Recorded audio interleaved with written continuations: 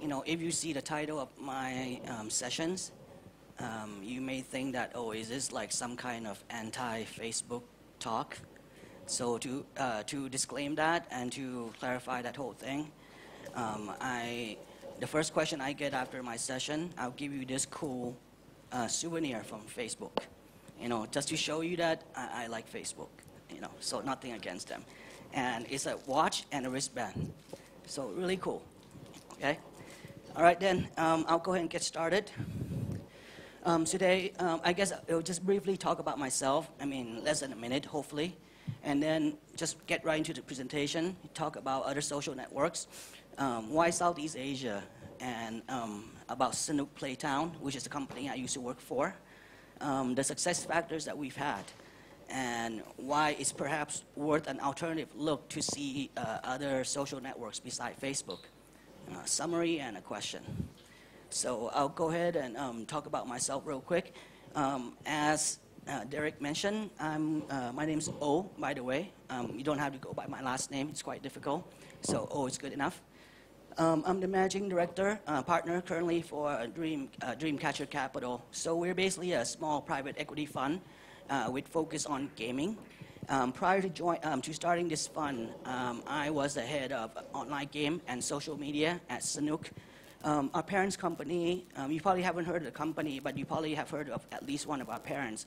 So one of them is Tencent, and the other one is MIH. MIH is the single largest shareholder in Tencent, by the way. So I also used to run a studio for Nintendo DS called Studio Nocturne, and I founded my first .com startup in 2000 with a company called Pop Idols. Prior to that, I was a director for product management for a company called Launch, and then Yahoo bought them out and became Launch. So Launch was rebranded as Yahoo Music. So enough about myself. I'll get right into the presentation. So the other social networks. Obviously, everybody knows about Facebook, so I'll just skip that part. But some of you may know of certain other social networks, more than the others. So I think this gives you a really not comprehensive, but I think at least a larger overview about other social networks in the world besides Facebook. As you can see, when you aggregate all the numbers together, there's over 600 million users total in other social networks. So that's not a small amount. You've already seen some of the social networks that was talked about today, like Gree, DNA, Meru, whatever. So obviously there's a lot of other social networks out there, and that's doing quite well because in Russia, for example, Facebook is not a #1 social network there. It was Vicante, and then Meru is #2. So a lot of opportunities out there besides just Facebook. The graph I kind of want to share with you that was made by Super Data, by the way, which I thought was really interesting, is that if you look at the revenue, projected revenue, starting from 2011 for social network, you see that the blue color here is Facebook revenue that's generated from social gaming.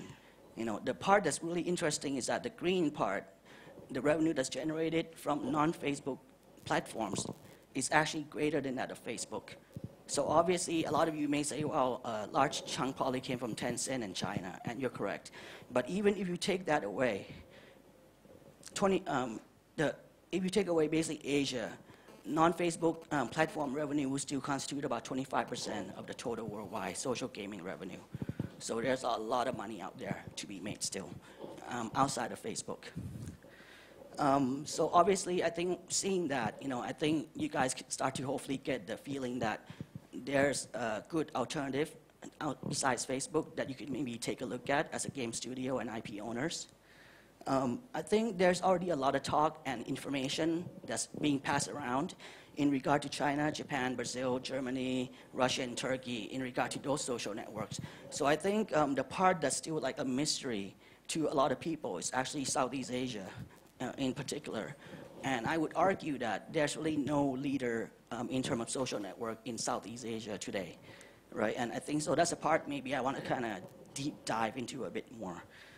So for Southeast Asia, first of all, I think many of you may know that 4 of the largest Facebook growing country in the world are actually here in Southeast Asia. So obviously, number one is Indonesia. In terms of absolute ranking, they were number two Facebook country in the world. The data was actually extracted in September 2011, so obviously it's a little bit more updated today, so maybe the number changed a bit, but I think that gives you a pretty good idea. The Philippines, 26 million. Thailand, 11. Actually, it's about 19 today. Malaysia, almost 12. And if you look at the growth rate, 12 months growth rate, from September, you see it's quite a huge growth rate, in terms of Facebook. So obviously, Southeast Asians are very, very social network savvy, and we use a lot of social networks. So a bit more information about Southeast Asia, right? So this number came from Nico Partners. So they project that there will be about 100 million gamers by 2015 in Southeast Asia. Almost half a million US dollars in revenue will be generated from online games in this region. Thailand actually has the highest ARPU in Southeast Asia. I'm not counting Singapore because the sampling in Singapore is too small. So if you take away Singapore, the ARPU in Thailand is the highest in terms of online gaming. And you see that a lot of social network today that's offering game service actually are retrofit, what I call retrofit for gaming experience. So a lot of these social networks were created not just for gamers, but later on they realized that they can make a lot of money out of gaming. So they kind of retrofit a lot of stuff to fit into that experience. In Southeast Asia, there's a lot of gaming culture in place today, meaning that people are used to playing games and paying to play games. And I think and actually the past 24 months, we have seen some country-specific apps that actually broke in the top 20 charts globally. One of the games, for example, is, or like one of the quiz application, I think, was made for Thailand market, and it broke in the top 10 in terms of usage. So obviously, again, re-emphasizing the fact that, Southeast Asian are very active social media user. So, and Southeast Asia itself, to me, is a big region. So for me to say that every country is the same, obviously that's not correct. So I think today, what I want to share is more about Thailand, because that's actually my last job, and that's where I actually have the real numbers I can perhaps share with you, right? So some of you may ask Thailand, like, why not Indonesia? Why not, whatever other countries? Well, the interesting numbers, which I actually got from one of my partners. So first of all, some of you may know that Thailand is the second largest online game market in Southeast Asia, right? And the market valuation is around, I think, 80 million US as of 2011. Do you know what's the value of the Facebook credit transaction in Thailand last year? Do any of you know? Well.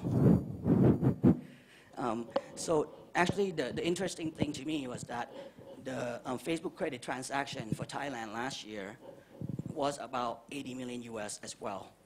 So that's quite remarkable, right? Because a lot of us know for the fact that online game makes a lot of money, have a lot of ARPU.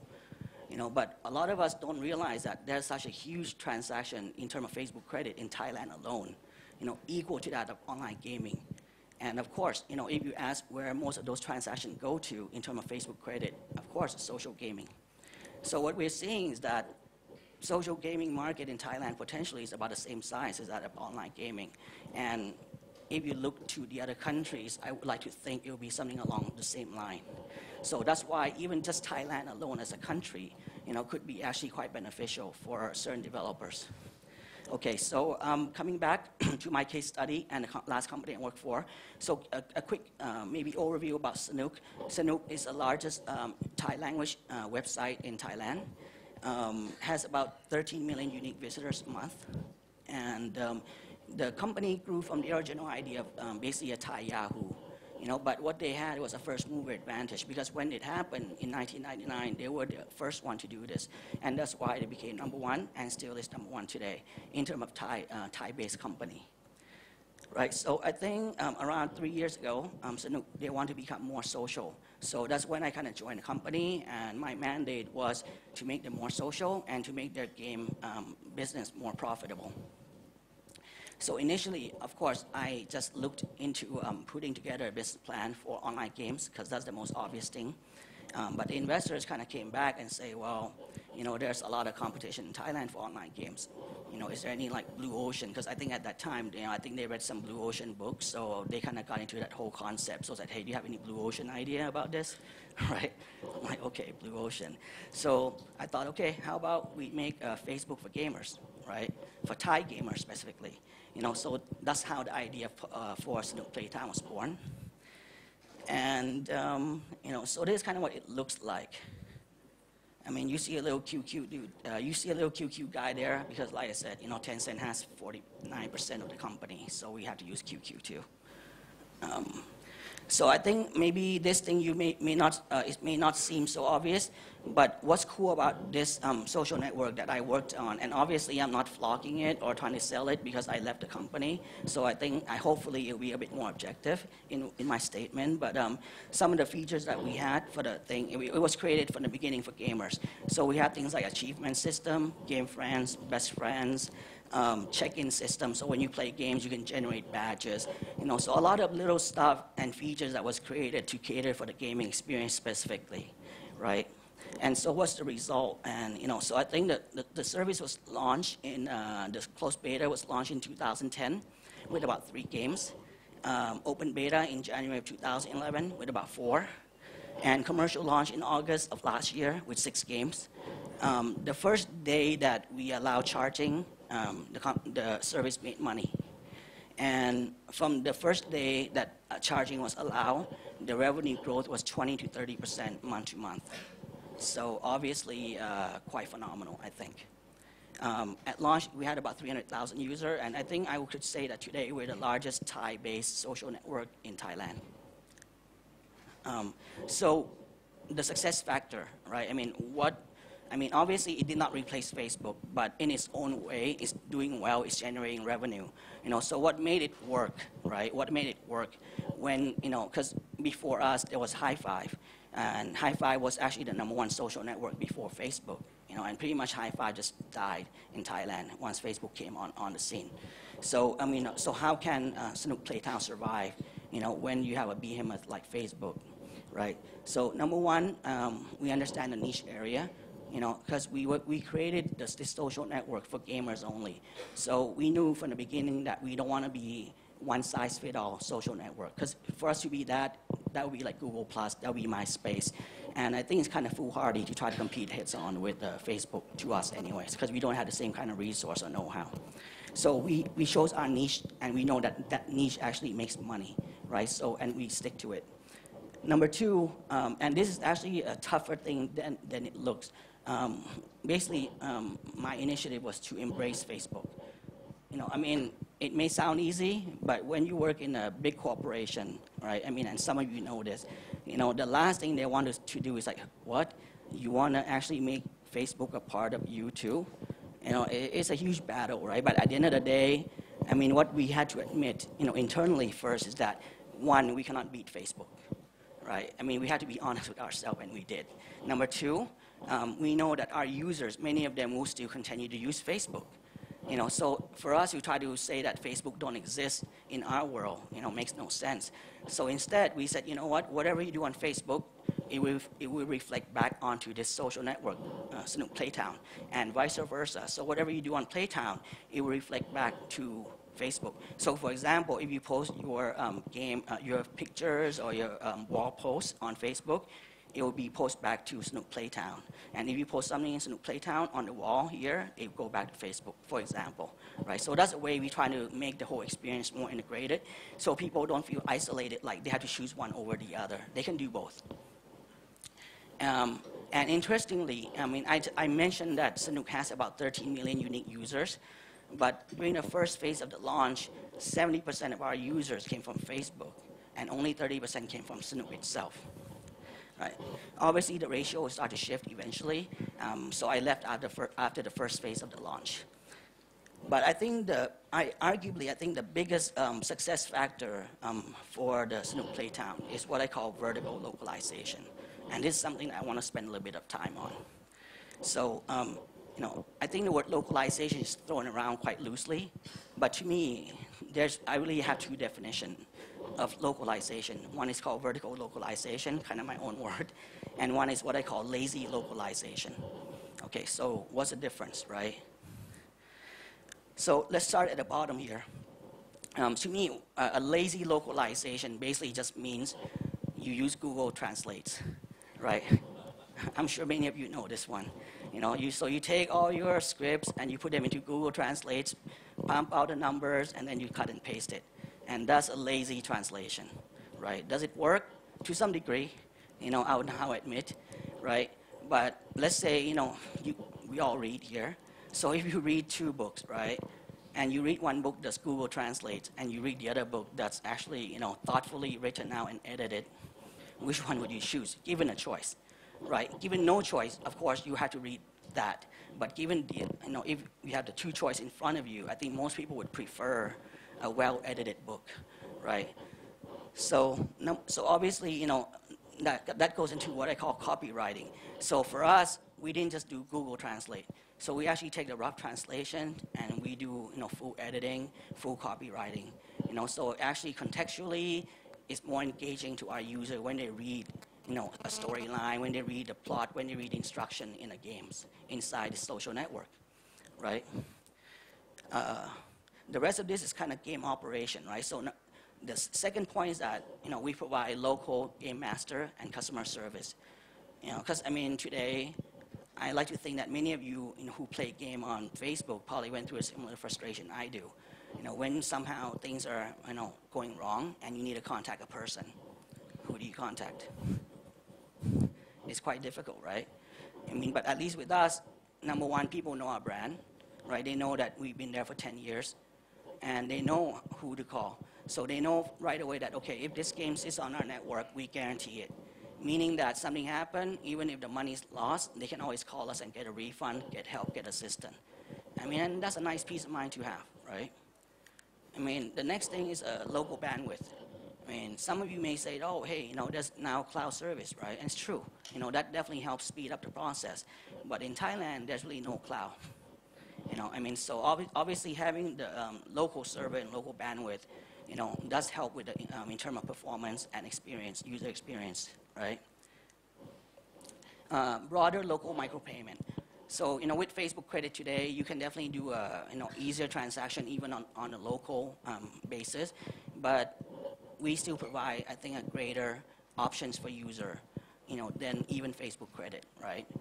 And lastly, game planning, and I think the DNA speaker kind of referred to this part of it already, right? So obviously we have game planner for each game, right? And we, and they game plan for events, major holiday events, and obviously a lot of events are country-specific, cultural-specific.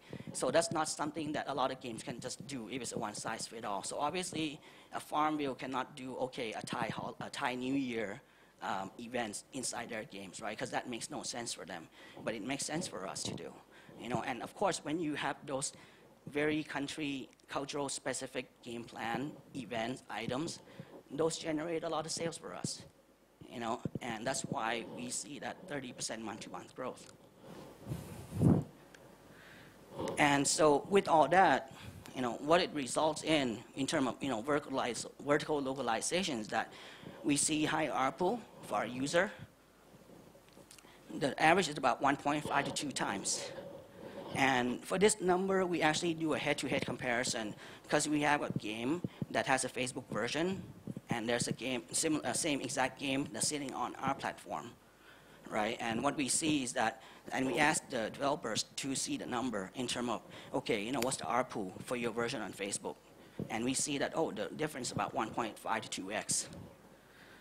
Higher loyalty, so users stick around more with us. So the game, usually the social game life cycle is about 3 months, maximum 6, right? We are able to extend our life cycle from 6 to 12 months per game on average. Higher CR conversion rate, so the percentage of user who became a paying user, right? Because if you recall the DNA talk earlier, if you were in that one, and I think the general number is that the normal percentage for social gaming is about 1 to 2% max, right, of people who become a paying customer. So for our situation, it was 85% minimum, 8% maximum. We're talking about MMO territory over here, so the conversion rate is extremely high. And user acquisition, in our case, it was free, meaning that we told the developers that, okay, if you bring your games to our platform, we do all the marketing and hosting for you, right? So you don't have to pay for your hardware, for your bandwidth, and you don't have to pay for your customer acquisition. Because why were we able to do that? Because as I mentioned, right, we were one of the largest in Thailand, so we have a lot of traffic and inventory left. So we could use that, and help to promote the games that sit on our platform for free, basically, right? So that's the result that we get, and end result is that you have a higher revenue that's generated by the local social network, versus even Facebook. Okay, so in summary, right, as I say, I still like Facebook and I use them. Facebook will still be #1 platform of choice for most of the people here, and I don't blame you. I mean, it would be my #1 platform of choice too if I'm a game developer, right? But I think for those that's looking to hedge their bet, who saying, what, I want to at least have a second and third bet for my IP, it may be worth investigating alternative platform. And I'm not saying it has to be Playtown or whatever. I mean, there's so many choices that you have, right? I mean, so it's just a matter of which one applies to you more. So besides the obvious, Latin America, China, Russia, Japan, I mean, all these guys have their own social network, and in a lot of cases doing quite well. I think Southeast Asia is definitely worth a look. It's a newer market, I think, but I think it is something, I mean, as you see the numbers I share with you, I think there's a lot of potential here. But if you're going to go in, and let's say if you were to want to come into Thailand or Indonesia and you say, what, I have a game, and I'm just going to go the lazy localization route, then, don't expect the ARPU, the conversion rate, to be like that. Because it'll probably be similar to what you have with Facebook already. You just have maybe, access to additional pool of audience. But if you really want to maximize your ARPU and your revenue, then, kind of take a look at the vertical localization or some form of it. And, having said that, right, from the developer standpoint, that means, you need to have a dedicated, product manager or producer, or at least a team to support that network that you want to, and country that you want to go into. Because there's going to be a lot of updates, there's going to be a lot of events inside the games that has to be created just for that market, right? So, I mean, you need to dedicate at least a certain amount of resource to the countries you want to, or region you want to go into. And that's kind of like my summary. And I'll take a question. And remember, first one gets that cool watch wristband. Because even in Thailand, I mean, there are certain demographics, and I'm talking about maybe the AAB crowd, that may view certain products that has English language only to be maybe higher quality, higher class, right? So obviously, if you have a Farmville and you do that kind of localization, of course they know that Farmville is not from a Thai company, right? But having said that, I think at the end of the day, I mean, it's about, the K factor, right? I mean, what people say about you, and I think a good example maybe self-serving is one of the companies that I work with is called Sandbox, right? I mean, they have this game and it started live in Thailand with Thai language. But when you go look at their design and their play experience, it's fairly international. So when they start to do English language, right, I mean, they still have a and it's just starting, so the numbers can just start to roll in, right? But I think so far the feedback has been good. But the only thing that we maybe see is that, on the fan page or fan/support page, right? I mean, some user will say, hey, is there an English version? Because they don't want to be, mixed with the Thai user asking, posting all these comments. So I think maybe you may need to have a separate support area, for these, for the thing. And I think at the end of the day, it's about the quality of your games.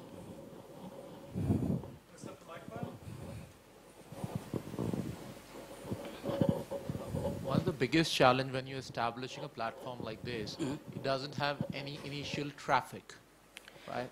So what kind of initial investments do you feel are needed? Because on a platform like Facebook, there's already an audience who's sitting for the same. Another good question, and obviously that's a big challenge that we had ahead, when we did the platform. But I think what helped is that, because we were part of the, one of the top 3 traffic site in Thailand, so we were able to siphon a lot of those traffic into our networks. I mean, because if we had to start from scratch, I would say that would be, probably a lot tougher for us. But fortunately, we were able to tap into that 30 million unique users database and all the traffic.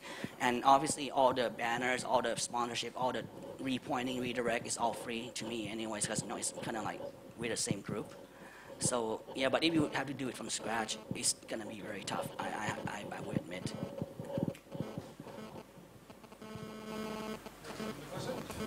I just want to say something about the Philippines, aside from the Philippines. I think the case about the Philippines is quite unique because we're a country that has something like 92% English-speaking population. So, it might not be as comparable as like what you say in Thailand. I just wanted to make a comment about that. But we do a lot of localized content as well. Like it's still in the English language, but the jokes in Filipino are still there. Like the expressions and everything. Okay. Anyone else? Yeah, excuse me. Do you have an English version? Is that easy to implement your API? That we are game developers and we want to put our games in your platform in Playtown. Is there any very easy to implement APIs for us to use? Or Okay, again, the disclaimer, I no longer work for them. Having said that, on average, I think our developer partner takes less than 2 weeks to integrate if they've done games on Facebook already. Yeah. So it takes about 2 weeks to convert their API from Facebook to the Playtown's API. 2 weeks? 2 weeks on average. How long for translate the game? So I think the part that takes a bit more time is actually the hosting, and testing and the localization. Because I think we usually see it takes about 6 to 8 weeks for them. So the easiest part actually, ironically, is the API integration. All right. Thanks. Yep. Okay.